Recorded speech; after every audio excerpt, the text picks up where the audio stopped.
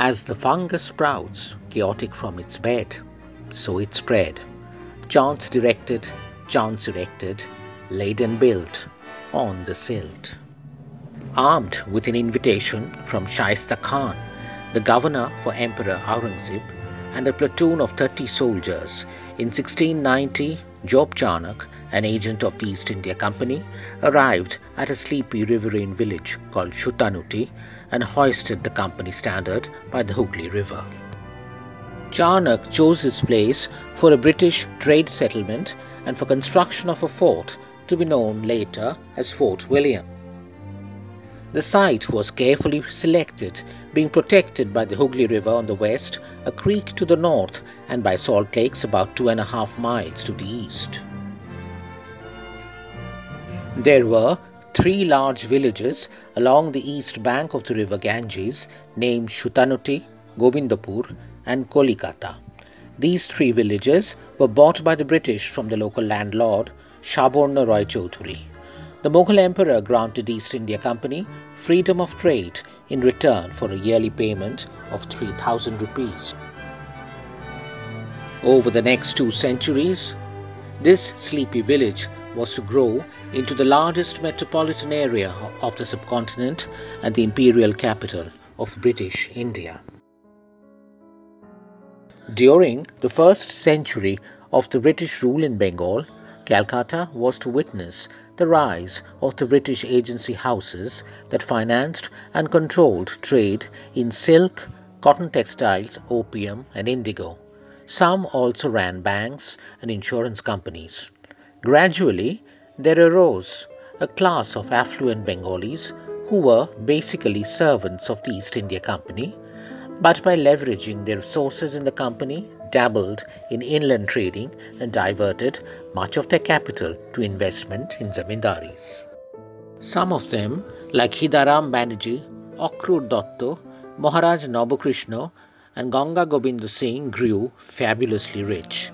The most remarkable Bengali industrialist of the period was Darukunath Tagore, who established indigo factories, sugar plantations, mining, banking, insurance, shipping and shipbuilding companies. The success of the early Bengali entrepreneurs was due to the emergence of the city of Calcutta as a hub of commerce and also their ability to learn the English language through association with their professional contacts in the companies. The first English school was set up in Calcutta in 1731 by the Presbyterian Church. William Carey, along with 2 other missionaries of the Baptist Church, started a school and set up the first Bengali printing press at Danish Srirampur. Slowly, the number of missionary schools that taught English in Calcutta and other towns grew. Many zamindars began funding schools in their respective areas and also made contributions to missionary schools. The establishment of the Hindu College in 1817 was a very important landmark. The University of Calcutta was set up in 1858 and other institutions like the Calcutta Medical College and the Bengal Engineering College were to follow.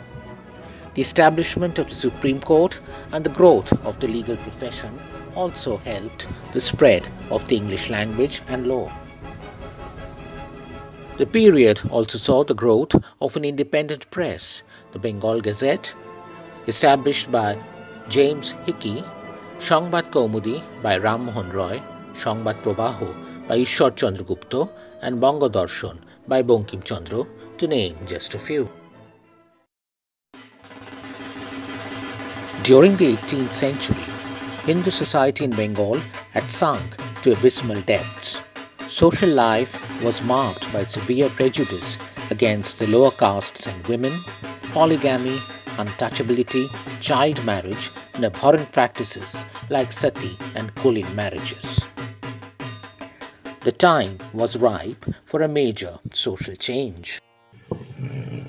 Drawing on the wellspring of Western education, the Bengal Renaissance was sustained by a succession of individuals of outstanding capabilities from about the middle of the 19th century to the early years of the 20th.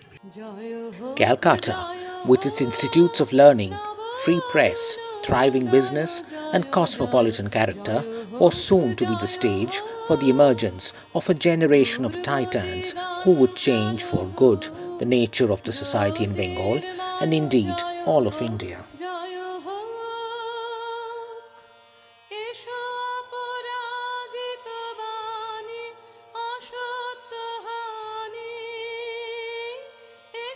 Ram Mohan Roy, the first modern man of modern India, with a lifelong commitment to Upanishadic principles, played a heroic role in the abolition of the barbaric practice of sati on December 4, 1829.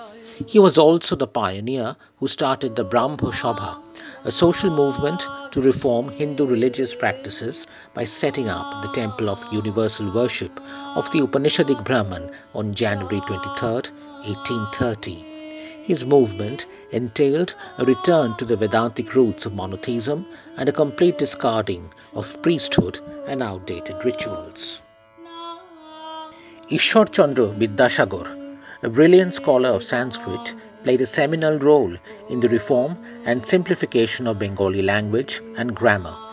He was the most prominent campaigner for Hindu widow remarriage and successfully petitioned the Legislative Council despite severe opposition. Principal of the Sanskrit College for a while, Vidyasagar also took many steps for spreading education among general masses. Henry Louis Vivian de Rosio, Devendranath Tagore, Keshav Chandra Sen, Bankim Chandra Chattopadhyay, and many others played unique and distinctive roles in carrying this movement forward.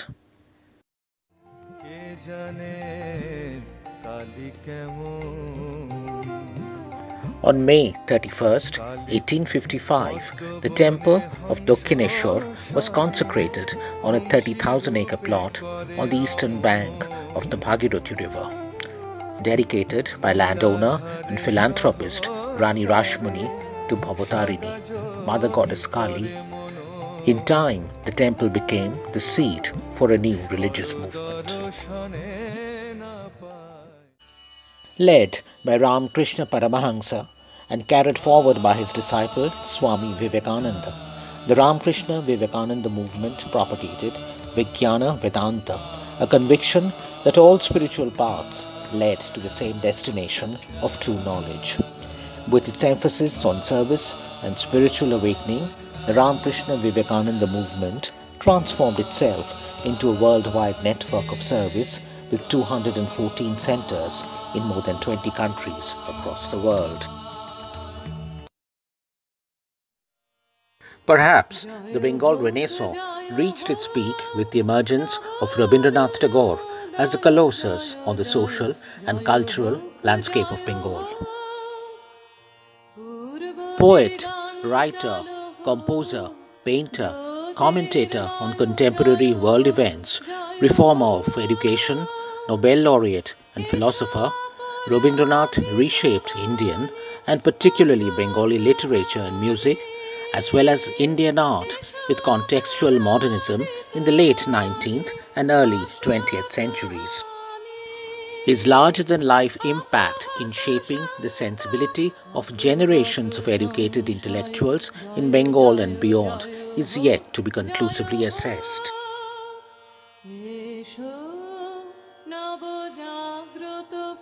Although the motivation of the company in setting up the Institutes of Learning was to produce a crop of English-educated Indians to fill the lower levels of government bureaucracy, and that of the Christian missionaries was something else. Affluent and middle-class Hindus in Calcutta and neighboring districts were quick to take the opportunity and transform society in the immediate environment. The base of the Bengal Renaissance continued to remain elitist and restricted to the urban areas. It did not spread out to the community at large. Also, it is interesting to note that the Bengal Renaissance did not find any resonance of nationalism from the existential crisis that the ruling East India Company experienced as a result of the revolt of its Indian soldiers. So, the overall impact of the Bengal Renaissance turned out to be far less than what had appeared to be the promise. A major failure of the Bengal Renaissance, though, was its narrow social base, limited as it was primarily to English-educated urban Bengali Hindus of western Bengal. The Muslim community, with vast numbers in the agricultural fields of the eastern delta districts, remained substantially outside its ambit. Disadvantaged as it was economically, with a vast majority of them being landless farmers at the mercy of substantially exploitative zamindars, many of whom were Hindus, the Hindu focus of the Bengal Renaissance further contributed to the schism between the two largest communities of Bengal. On October 16, 1905, the decision of Viceroy Lord Curzon dividing Bengal into two provinces, West Bengal, Bihar and Orissa, as one province, Bengal, and East Bengal, North Bengal and Assam as the other, East Bengal and Assam, came into effect. It was a political decision designed to curb the clout of the educated Hindu Bengali class of West Bengal that was engaging in political activism with distinct anti-British overtones. The decision spurred a huge agitation in Western Bengal and indeed all over India. Many Muslims in East Bengal, though, largely welcomed the development as they sensed an opportunity for greater economic and social progress, with the administrative capital returning to Dhaka after a long gap. In a twist of history, as Thanksgiving prayers were said in Dhaka, Rabindranath Tagore went around leading processions in Calcutta from Chitpur to Parsi Bagan, singing songs of unity and brotherhood.